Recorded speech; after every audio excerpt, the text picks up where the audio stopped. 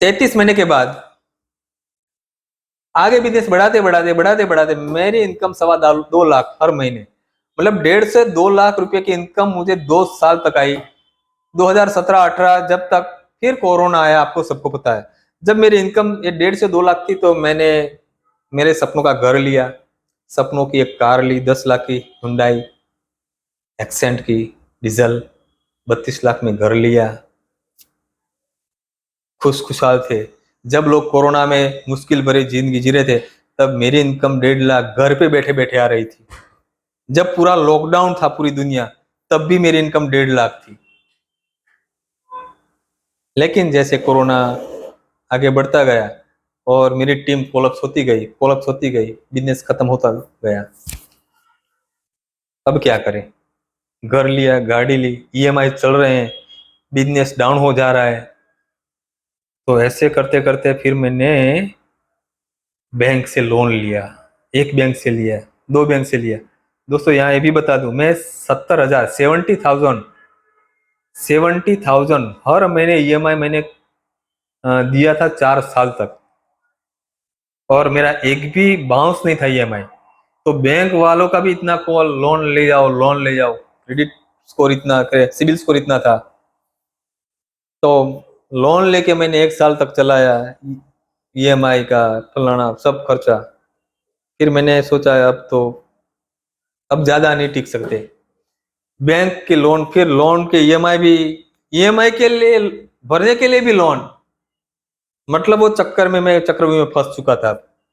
अच्छी तरह से फंस गया था कि ईएमआई के लिए भी लोन लो, ईएमआई के लिए भी लोन लो और लोन लो, तो बर्डन बढ़ता गया। रिश्तेदारों से पैसे लिए, दोस्तों से पैसे लिए।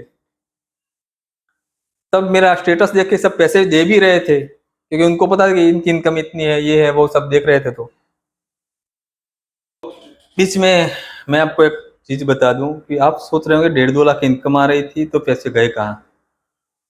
वैसे घर ले या गाड़ी लिया, उसके बाद जो पैसे आ रहे थे, तो जब बिजनेस कोलैप्स हो रहा था, तो कोलैप्स होने से पहले मैंने सोचा कि क्यों ना कुछ और जगह पे, ऐसी जगह पे सेफ इनकम आना शुरू हो, ऐसी काम करूं स्टार्ट। तो मैंने फिर आरओआई प्लान, क्रिप्टो टोकन, ये सारी चीजें उस वक्त, क्रिप्टो ज्यादा कोरोना के बाद ट्रेंड में था, तो मैंने बैंक से कुछ लोन लिया, मेरी पूंजी थी। तो ये सब मैंने इन्वेस्टमेंट किया आरओआई प्लान में और टोकन, क्रिप्टो टोकन में।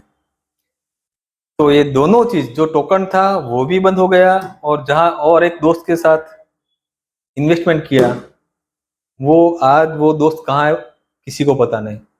मतलब वो टोटल मिला के मेरे 15 लाख रुपए डूब गए। अब जो आरओआई प्लान था उसमें मुझे पर डे 20,000 आ रहे थे। जब बिजनेस कोलैप्स हो रहा था वेस्टेज का, तब मुझे पर डे 20,000 आरओआई प्लान क्या रहे थे। तो मैंने वो लालच में क्या किया कि पर डे 20,000 आ रहे हैं, हफ्ता भर वेट किया, 1 लाख हो गया, फिर वहां पे फिर से डाल दिया, फिर 1 लाख आया, फिर डाल दिया। ऐसे मैंने वो पैसे सेव नहीं किए। दिक्कत ये हुई, अगर वो मैंने सेव कर लिए होते पर डे 20,000 जो आ रहे थे, तो भी चल जाएगा। लेकिन लालच, ग्रिड और होप दुनिया को खत्म कर देती, इंसान को मार देती है। तो वो मेरी लालच के हिसाब से फिर मैंने वो डालता रहा पैसे, और वो पूरा 15 लाख मेरे लॉस हो गए। उसके बाद तब जाके वो चक्रव्यूह में फंसा अच्छी तरह से, मतलब शिकंजे में आया कि बैंकों के लोन, पूंजी सब खत्म, घर का ईएमआई, गाड़ी का भी ईएमआई, अब लोनों का भी ईएमआई, सब चल रहा है, बच्चों की पढ़ाई। अब मुश्किल आना शुरू हुआ था। तब मैं थक चुका था जिंदगी से, अब क्या करूं। और अच्छी तरह से, मतलब 1992 से 2020-22 तक, मतलब 30 साल तक मैंने संघर्ष किया अच्छी तरह से। दौलतपुरा जीआईडीसी जूनागढ़ में भी, जॉब में भी, रेडीमेड में भी, वेस्टेज बिजनेस की शुरुआत करने में भी। और इतना थक चुका था, फिर मैंने एक डिसीजन लिया कि मैं अब दुनिया छोड़ के चला जाऊंगा। तो मैंने 1 महीने पहले वो डिसीजन लिया था डिसीजन लेने के बाद मैंने डेट भी फिक्स की कब सुसाइड करूंगा। 1 हफ्ते पहले मैंने सुसाइड नोट लिखना शुरू किया था। 4-5 पत्ते की वो सुसाइड नोट थी। घर मैंने अहमदाबाद में लिया था और सुसाइड की डेट फिक्स करने के बाद वो जो सुसाइड नोट है वो मैंने अहमदाबाद के घर में तो नहीं रखी थी, लेकिन मेरे बैग में मैंने साथ वो सुसाइड नोट लेकर मैं अपने गांव चला गया, अपनी गाड़ी लेके अकेला। वहां 2 दिन रुका। 2 दिन रुका तो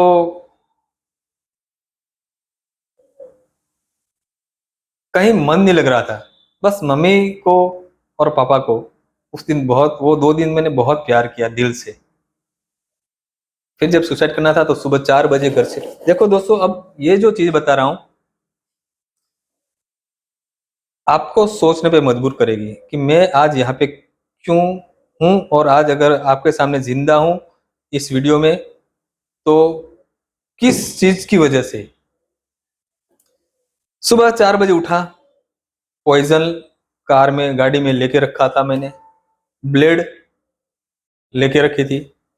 कौन सा पॉइजन लेना है मुझे अच्छी तरह पता था कि बंदा किस पॉइजन में जिंदा नहीं रह सकता। तो सेल्फोस पॉइजन, जिसे एल्यूमिनियम ऑक्साइड कहते हैं मेडिकल में, और वो पॉइजन बहुत खतरनाक होता है जिसमें बंदा जिंदा नहीं रह सकता। अगर वहां से जिंदा रह गया तो साथ में मैंने डिसीजन ये भी लिया था कि हाथों की नसें भी मैं साथ में काटूंगा। 4 बजे कार लेके निकला। मेरे घर से 1 किलोमीटर, आधा किलोमीटर समथिंग दूर जंगल झाड़ी में वो कार रखी। जगह भी फिक्स थी, कहाँ पे जाना है, कहाँ कार रुकनी है। कार में बैठ के मैंने वो पानी लिया ग्लास में, पॉइजन डाला,